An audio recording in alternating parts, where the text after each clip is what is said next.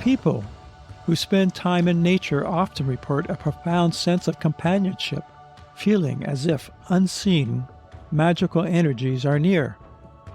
This sensation suggests a deep, responsive connection between humans and the natural world, where every element is alive and interactive. These experiences reinforce the belief in an enchanted world, quietly reminding us of our interconnectedness with nature. When I was young, they saved my life, really. They saved my life on a number of periods of my life when things were very difficult in my home. And the first spirit being that ever came to me before I even knew that was a thing was a horse. In this episode, I welcome a beautiful soul who vividly portrays resilience and transformation shaped by her early spiritual encounters with animals. I'm John Moir, your host, and you are listening to the Urban Grief Shamans. Please take a moment to subscribe to our show via the link in the show notes and let us know what you think of today's show. I would look out the window and I'd see this horse, and it was a spirit horse running alongside the car, jumping the fence, and it had a bridle and a saddle on. And I remember thinking, oh, that horse shouldn't have a bridle and a saddle on. It should be just free. And I would try to remove the bridle and saddle, and it would reappear. And I would remove it, and it would reappear. And it took years later when I started studying shamanism and understood interacting with spirit beings. That was a spirit horse, and it was an invitation to come be with the horse, come ride the horse. And anyway, so horse was the first helping spirit that ever came to me. That's Diane Puchbauer, a seasoned therapist whose unique blend of psychology and shamanism offers profound insights into emotional and spiritual healing. Diane has developed a therapeutic approach that integrates the wisdom of ancient practices with modern clinical techniques. Her work deeply resonates with those seeking to heal from trauma and grief, providing a bridge between the seen and the unseen worlds. Diane's commitment to blending these realms inspires a holistic path to wellness, touching the lives of all who work with her. Can you share just a little bit more how you were experiencing your life at that early age? Yeah, the youngest of 5 children, and my mother was overwhelmed, and my father worked, and I think is also Asperger's, so he was not available emotionally. So a lot of, I very much went inward and tried to look for safety. And so nature was my safety place. Inside the home, I felt uncomfortable or made fun of or criticized, judgment. So going out and being in nature was where I felt safe. And being with the horses or my cat or my dog was where I felt safe. And so for me, years later, when I encountered shamanism, that was a natural fit because it's a very nature-based practice. The horses, did they have a sense of the personal distress that you were experiencing? I assume so. I was a child. I know I didn't pay any attention to that. I just knew I felt better when I was with the horse. And that followed all the way through to high school when I was really depressed. Like I was suicidal in high school. And a girl that I knew said, oh, I have a friend who has a horse that needs to be ridden. So I would just every day after school go ride this horse bareback out into the Bureau of Land Management. And yeah, I look back on that, like I was so depressed. I think half the time I was crying while riding the horse. So I know the horse felt what I was feeling because they're highly telepathic. They absolutely know what we're feeling. And yet the horse was willing. These horses are willing. They were free to come and go, and they stayed right there with me. So wow. I have to believe they were offering themselves as in service and as help and as support. Kind of like your horse spirit. Yeah, exactly. Yeah. Exactly. Yeah. What made you go into psychology? Yeah, so that's an interesting story about that. Because when I was an undergrad, I was at a Christian school and I wanted nothing to do with psychology. It didn't interest me at all. I studied cultural anthropology, and that was fascinating. So I was studying people with curiosity. That's the distinction I feel between psychology and anthropology is that anthropology was curious. How are these people living? Oh, that tribe over there, how do they do things? And I loved that. And we studied shamanism, not from we're going to become shamanic, but rather just from the curiosity of, oh, there's all these different indigenous ways of interacting with the world from that spirit-based, nature-based way. It was years later that to go into graduate school, I just needed to find a way to help people. So I needed a professional degree. And so becoming a therapist was kind of a natural fit for me. After I'd been a wilderness guide, taking troubled kids out on these wilderness treks and really not knowing how to counsel, but I knew how to take them out and enjoy, nature. So when I studied psychology, there was a sharp contrast between, no, we're not curious about people. We see them as there's something wrong with them that we need to fix, and we're going to come up with these are the reasons, and this is what we need to do. But it got me to where I needed to be with a license, like the pat on the back saying, now you can go help people. There's two tracks in psychology, isn't there? Is it one's clinical and the other is there's one called counseling psychology that they use in the universities, counseling centers, that is all more strength-based. But the clinical psychology I didn't know the difference. But there I was with clinical psychology, which is all about diagnosing you and finding out what's wrong with you. I find myself distancing from that way of doing things and seeing people. How were you drawn to shamanism? What was the initial introduction? How did that take place? Yeah, that was one of those little windy, twisty things that happens in life where one thing leads to the next to the next. So it's also very, I find, kind of a cool story for me as I look back. I was early on as a psychologist and just happened to be going to visit a family member who I had triggered me. This family member just was one of those harsh, critical people in my life. And I was nervous all the way there. And my partner had been going to a therapist who does energy psychology. And he says, let's just try this little energy psychology thing that my therapist showed me. And so it was a little tapping on acupressure points. And you say this little mantra, even though I'm really nervous about seeing this family member, I love and accept myself anyway. And I'm thinking, this is ridiculous. How is this going to help? This person is awful to me. How's this going to? But we get there, stay the night. On the way home the next day, I'm like, I think that family member is much, much nicer. And my partner's, no change. But I perceived it differently. There was some shift in me. So I got really intrigued. Maybe there's something to this. So I started studying energy psychology, took the classes through Association for Comprehensive Energy Psychology, ASEP. So I took their classes and I went to their conference. And at the conference, I'm sitting in these workshops with these licensed mental health practitioners, professionals. And there's several of them said, and I'm a shamanic practitioner. And I'm like, what? Is that even possible? What? Because I'm thinking shamanism back in my undergrad was the indigenous peoples of the world. And it was like this whole way of life. And here this person who's, living in the city and this licensed professional that I look up to. And I'm a shamanic practitioner too. So I got really interested. And at that same conference, I met a psychic. And I asked her, can you learn psychic skills? Or is this something you're born with? And she says, you can learn. And I have a school to teach people. And so, of course, as soon as I got home, I signed up for her class. And that was in medical intuition, which is really developing the ability to perceive the energy world. And for medical intuition, specifically about how the energy world is having an effect on the body, physical body. But the skills of perceiving that, past life, origins, childhood origins to the physical. And then I don't even remember. Oh, I do remember.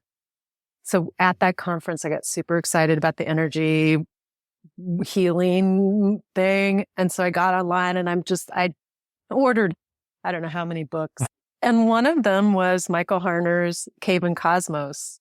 And in that book, he tells a lot of the stories, which is, I love stories. I learn a lot from stories. I'm reading this book. I'm like, oh, this is fascinating. This is interesting. So of course, then I got on and said, I need to take a class in shamanism. And there you go. Then it was that class led to the 2-week intensive that led to the 3-year program that led to all the different weekend workshops and then I just stayed with it. And I'm learning from Sandra Ingerman and Hank Wesselman, and then started studying with Betsy Bergstrom, and she's currently my teacher still after all these years. And it's just fun. Mm-hmm. How many years were you in as a psychologist when this took place? Let's see. About 5 years. I think what happened in the 5 years was that I realized the limitations of talk therapy. You really can't talk somebody out of their emotions. You can't talk them out of their experience. And sometimes talking about things really stirs you up a little more. You feel worse. A lot of people would feel worse at the end of a session instead of better. So even in those 5 years, I was already looking into alternative methods like somatic-based therapies, somatic experiencing, bioenergetics. And I had a therapist who was a bioenergetics therapist. And on my personal development, I was already going to retreats where they did psychodrama and sand tray therapy and art therapy and a lot of body-based therapies that were helping way more than just talking about things. So I was ready for the message when it came to me that there really is a thing called energy psychology. There really is a thing you can get trained in shamanic healing and integrate. That it ended up really appealing to me. What I found from a shamanic perspective is that people with a deep grief experience, soul fragmentation contributes to a loss of their own energy. How do you, as a therapist, before you got into shamanism, would you have noticed that the person had a loss of energy? Yeah, grief, from a purely psychological perspective, my training in how to help people with grief was very minimal. I almost feel like there's an avoidance of it because it can be so heavy and it can be so difficult to overcome. And I don't know if this is kind of your question, but this is where my mind is taking me, is from the shamanic perspective. When I encounter people with deep grief, I almost always am seeing ancestral pattern of so many of our ancestors that just had to carry on when there was a loss or a trauma, a difficult thing. They just had to carry on, and they didn't know how, or didn't have time or the energy. So we're carrying all of our ancestors' grief as well. Then our own lived experience, say, for example, my parents each lost a parent when they were young, and nobody helped them with that grief. So then when I had experiences that were, devastating or sad, they couldn't help me. So the grief is so deep. So then if you're just psychologically speaking at the client sitting in front of me, and the tools are like, well, get them talking about it and have them share some experiences, like that opens the field, but it's massive. And without an energetic way and a spiritual shamanic way of helping people relieve the heavier burden of the ancestral, it's just heavy. Did you have any pushback from your colleagues who were strictly psychologists? I've been now in the energy world and in the shamanic world for over 10 years, and not very many of my colleagues know, because I just don't feel like I want to get into it with them. Or if I perceive that they might be opposed to it or judgmental of it, I just don't bother telling them. And then I find different language. When they say, how would you work with this kind of person? I use very general terms. Most people are okay with the idea of energy, so I'll just use energy. Well, there's some energy that maybe they inherited. And okay, we're good with that. But if I say, your grandfather is still with you, they're not good with that. so I don't say it. Now that you're an experienced shamanic healer or psychologist, how would you classify the two roles coming together? That might be helpful for me. Well, I would say that I'm a licensed clinical psychology, and I do a lot of energy healing along with that. And then recently, I've actually had to split and have a separate business that is my energy healing business. And then with some people, I might say that I'm a shamanic practitioner. But with most people, I'll just say energy healing. And what reaction do you get from a first-time client? If they come into seeing you as a psychologist, do you roll them over into what, when you assess them, you realize there's a lot more work I can do if I put my shamanic hat on? Is that like an approach that you would take? Yeah, I do feel into, would they be open to me talking about spirituality or energy? And if I get a yes, then I introduce it in a way that's appropriate for them.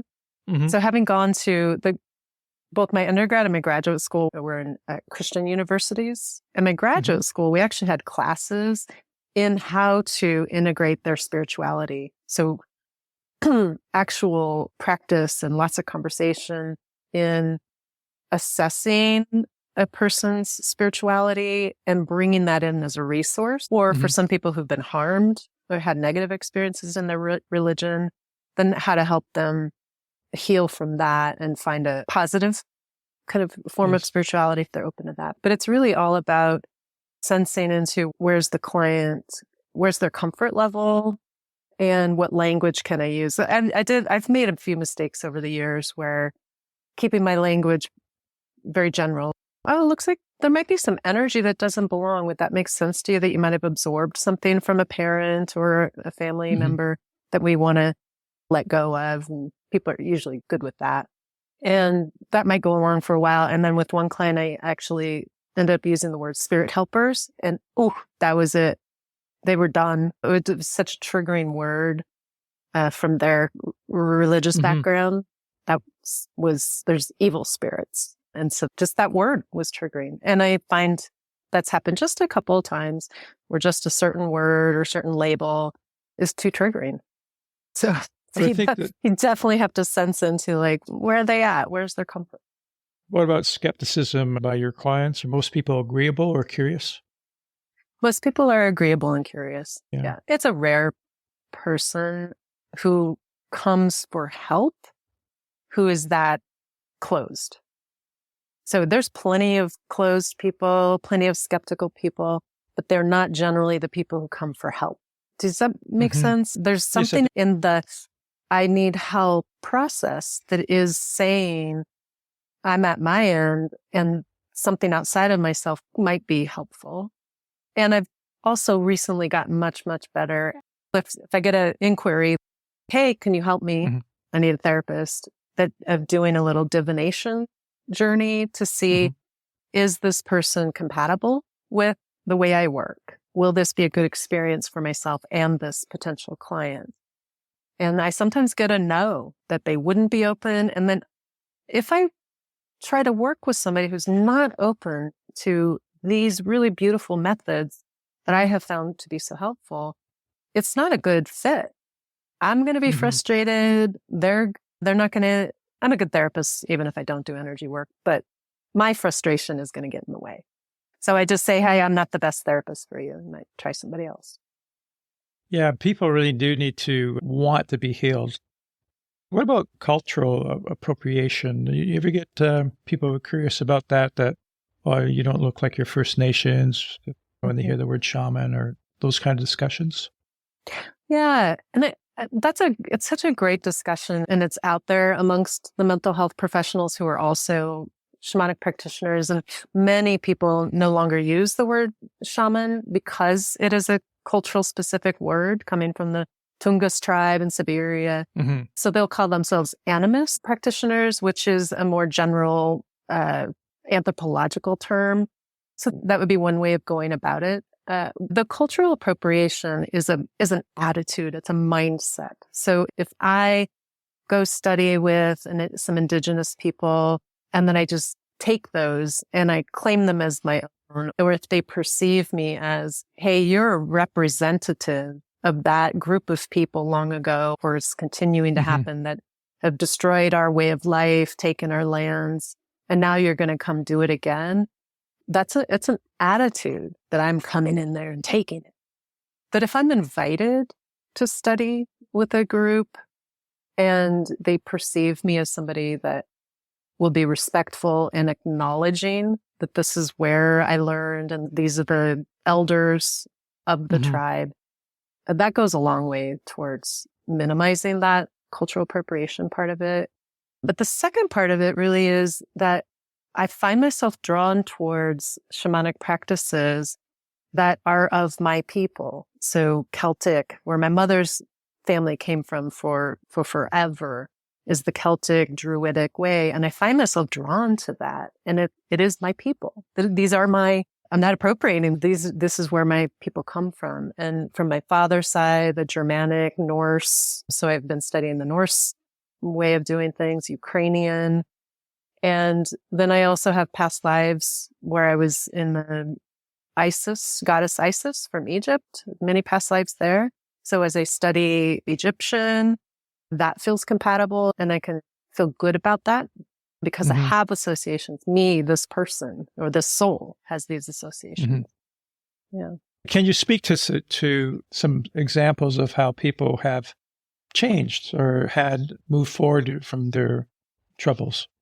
Yeah. So one example that comes to mind is a woman who lost her daughter as an adult daughter, I think 30 years old or something, in a foreign country. And there's some mysterious, never really found out why and how and all the story. So 3 years later, she comes to me and just this grief and anguish and so many questions. And if I were just a psychologist, I would have really approached it from, tell me all about it and what have you done so far? Is there anything that helps? And do more of that. There's some basic things like self-care, and which when the body is healthy, then you can tolerate the feelings more. But from a shamanic or energy perspective, if I could tune into her daughter and actually facilitate a conversation. And so we did that, checked in. How's her daughter doing? What's going on? Is there something that she wants my client to know about that experience of her death, or does she want her mother to be stuck in this grief? Would she like her mother to figure a way to resolve it? So the client invited her husband as well, and so we facilitated a couple of conversations with their daughter, and it ended up helping really relieve some of what felt stuck, the stuckness of the questioning and the grief. Like, most people, when they lose a child, that shouldn't have happened. And which feels like it shouldn't. This is unforeseen and devastating. I can't imagine what they would go through with that, when putting myself in her shoes. But what was her reaction when you suggested that? I knew she was open to it because she said she'd spoke to a medium, which in this case, a medium who works specifically to have conversations with those who've passed on. So I knew she was open to that sort of thing. And so her reaction was like, yes, please, if you can talk to my daughter, that would be great. Do you have any other transformation stories that you can share?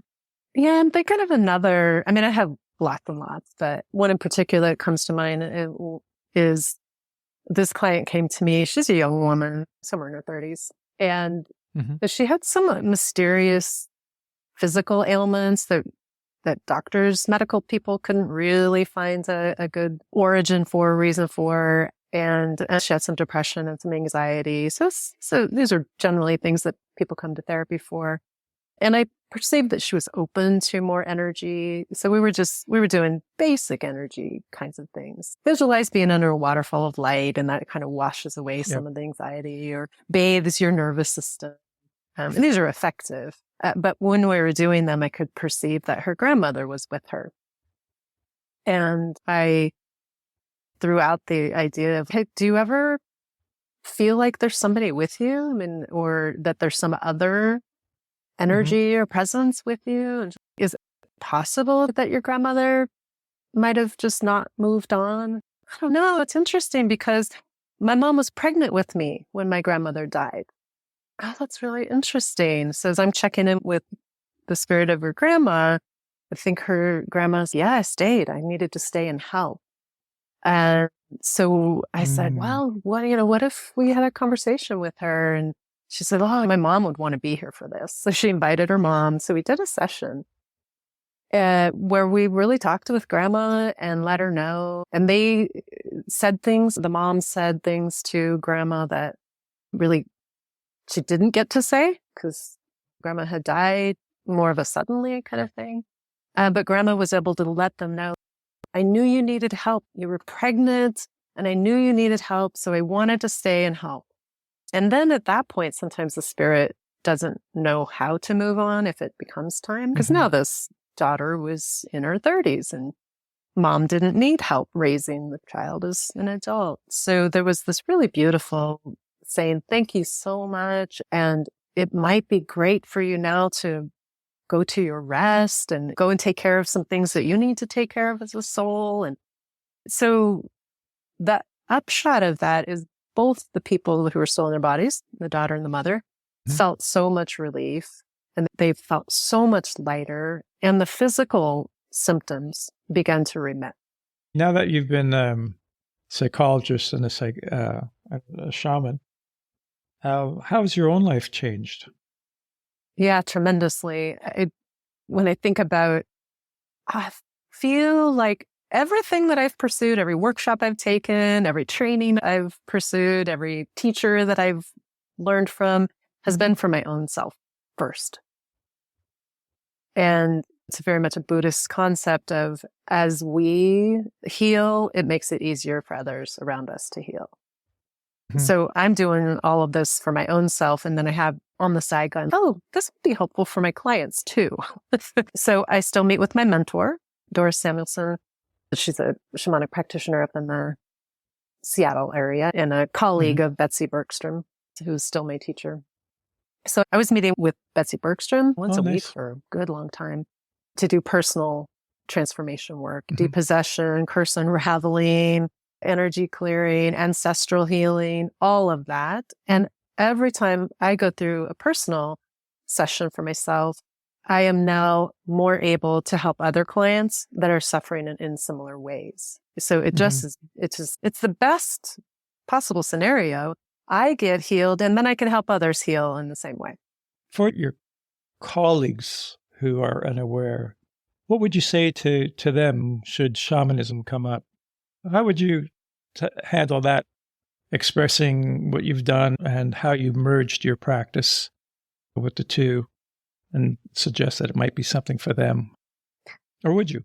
That's a great question. The universe keeps bringing me over the last few years, keeps bringing me therapists like that who are ready and open to expanding their practice into these realms, into the non-ordinary realms.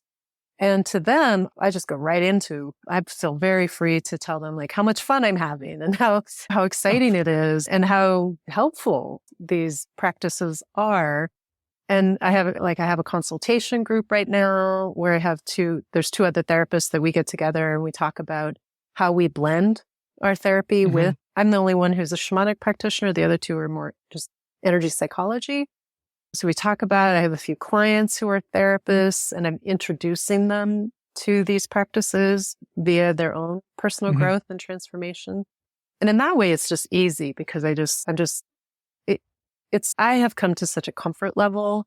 I just know these work and I've read the research, which there's tons of it. There's tons of these really smart, researchy people who have proven that this stuff works and that it's real. There's 150 years of research into psi phenomena and into the clairvoyance, clairaudience, and remote viewing, these kind of things, speaking with the dearly departed. So I feel very comfortable because I have read the research and I keep looking at the new research. If I come across, though, like your scenario of I'm at a party and somebody's a therapist and I don't come out and say, oh yeah, I do this cool stuff. But let's say that maybe somebody brings up shamanism or energy healing. I I don't know that I've done this, but this is what I would like to be able to do. And that would be to say, it's so much fun and it's so much easier. I'm helping my clients in such an easier way because as soon as you invite in benevolent, angelic beings, compassionate helping spirits, the ancestral healing spirits for the client, everything gets easier. There's just a lightening and a softening and a smoothing out of everything and then opening for the client to start seeing more of the truth of what's going on. So that's going to be my new way of approaching it when I go to a party and I'm asked that question. I couldn't think of a better description. So what do you think the future of psychology is? Do you think that it will eventually morph into more of a energy shamanic healing? Yeah, there's absolutely a movement both in the medical profession towards integrating, let's say, Eastern traditional Chinese medicine or Ayurveda into our Western medical model. So there's already a lot of that, but there's also a hardening of the side that wants to just stay with the purely material. So that's in the medical, but then in the psychological, same thing seems to be happening, that there's so much more opening for many mental health practitioners to go towards alternative, energetic, spiritual kinds of things, which is really beautiful. And so I think that's going to happen more and more. And there's a hardening of the, other side, but they feel like they're on the other side. I don't see them on the other side, but that's how they feel. They look at us with such skepticism.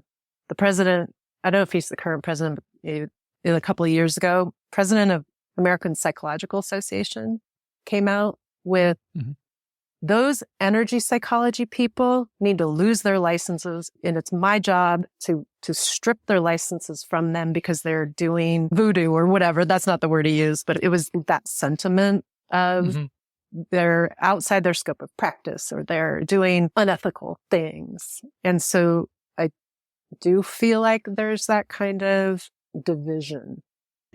For any licensed professional, if you want to keep your license, that you have to go about it in ways that you are ethical, that you have informed consent, that you're describing to the client, this is what you might expect. These are the limitations of what we're doing here, really making sure that they are agreeable to it, that they know what's happening and that they're agreeable to it. And yes, but what I'm hopeful for is that people who are courageous, like myself, that will just continue to do what your soul is saying is the right thing for you. Not be in the fear of, oh no, I'll lose my license, or oh no, my family members think I'm in the occult and satanic and demon. I actually had a family member say that I'm somewhere messing with the devil, which is interesting. I think the idea of the classical approach to mental health, the psychologists and the sociologists, psychotherapists, I do like the idea that there's structure in the sense of working with clients while having a scope of practice, that there's a set of ethics to support the practitioner and the client. Let's say you come to the shamanic practicing or energy healing just directly that way. And there's not that much training in how to do it ethically, how to do the informed consent, issues of money, issues of really understanding what's the client expectation and educating them. Because a lot of people, when they're desperate and they're going just to a shamanic practitioner, let's say, they're desperate for relief and they may look to that person as rescue me and not realize that there's things they also have to do towards their own healing. And if that shamanic practitioner isn't careful, they can get into, if they get into trouble, that's not quite the right word, but where a client is really angry or disappointed or spent a lot of money and didn't get relief. And some of that is, this is coming from now the clinical psychology, there are people that truly do have neurological difficulties, schizophrenia or bipolar, autism, or physical issues. Like what we find is what they're discovering that the microbiome, when that is totally destroyed and off, it creates bipolar-like symptoms and people appear very crazy. And then they can feel like they're demon possessed. Then they go to a shamanic practitioner. And if the shamanic practitioner doesn't ask the right questions about medical health, then they could treat this overshadowing aspect, but really missing out on this person needs a lot of medical attention too. And they need a lot of self-care too. How do you receive your remuneration for your services? And I'm just thinking of Patricia, who's tied to insurance companies that accept her kind of practice. I'm not talking about shamanic practice, but just the psychotherapy. And of course, their scope of practice from the insurance standpoint is that they're not going to pay for someone for coming into a shamanic therapy. Right. So what have you found to be the best approach? You're working with a foot on each side. Best approach I've come to, and I've consulted with, there's a woman, Midge Murphy, that could be in the little referral list, that she's a doctorate in jurisprudence, so she's a lawyer, and she's a doctorate in energy medicine. And she offers that part of her business is to help people with this kind of thing. That if myself and others, there are certain clients that if you're with an insurance panel, you have to do the empirically validated treatment, cognitive behavioral therapy, that kind of thing. And they won't pay for it, and they get pretty upset if they found out that you were doing energy healing. And then I don't take insurance. I don't have that issue because I stopped taking insurance because I had that issue. So now it's just cash pay. I can do whatever I want, so to speak. But you still have to operate within your scope of practice, meaning I can't just go take a weekend workshop in shamanism and start doing shamanic practice with clients. That's not ethical. But I did my due diligence. I did my years of training, and then I'm offering it. But I also find that I've decided that I'm actually splitting my business. So I have a psychotherapy business with certain clients, and then I have a shamanic practice or energy healing practice that's separate. And especially because after the pandemic, it really opened our ability to use Zoom, and people are more comfortable using Zoom instead of coming in person. So I have clients in other states, and I'm not licensed in those states, so I cannot do psychotherapy legally and ethically. So I can only do energy healing, shamanic practice there, or people call spiritual coaching in with clients from the other state. So that's kind of one way to navigate that, is doing two different businesses, separate clients. Wow. Well, that sounds like a good place to end it before I start getting billed. I want to thank you so much. Oh, great. And I learned, actually, there's a few things that I learned that you'll see where it gets amplified after the editing and that. But there was a few things there that I was going to ask you. Do you do shamanic work with clients' animals? Not done it with clients' animals. I do energy healing on my own animals. And I have done animal communication a little bit with clients' animals, but I don't feel like I want to bill for that because I'm not yet to the level that I would like to be at in order to advertise myself as a animal communicator or a healer for their animals. But I love working with animals, obviously, and they'll just soak up the healing. Yeah. I love plants. And for me, the communicating with them is my feeling and definitely thought forms. And I was wondering, would that be similar to animals? I've never worked with animals. That's why I'm just kind of curious as to how you approach your own. Yeah. I find it, for myself, I find it easier to communicate with animals than with the plants, because with the plants, I do just get more general sense of feeling. Are they thirsty? Are they too hot? But animals, they'll have a whole conversation. They're just talking. They've been around humans enough that they'll just go into what's going on with them and what they want and what they don't like. And they all have their own individual personalities. And most of it, some animals who've been traumatized, I found that they don't want to talk because they don't trust. But it's still fun.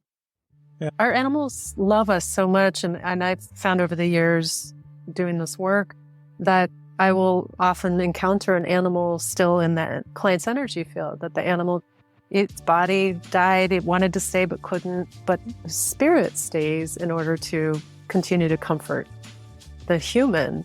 They're just, some animals, they just love us so much. They're willing to do that. As we close this episode, let's remember the invisible threads that connect us to the natural world. Diane's journey with the spirit horse eliminates how nature communicates and guides us if we're only open to its whispers. Until next time, may you find peace and guidance in the earth's embrace, and may the spirits of nature walk beside you on your path.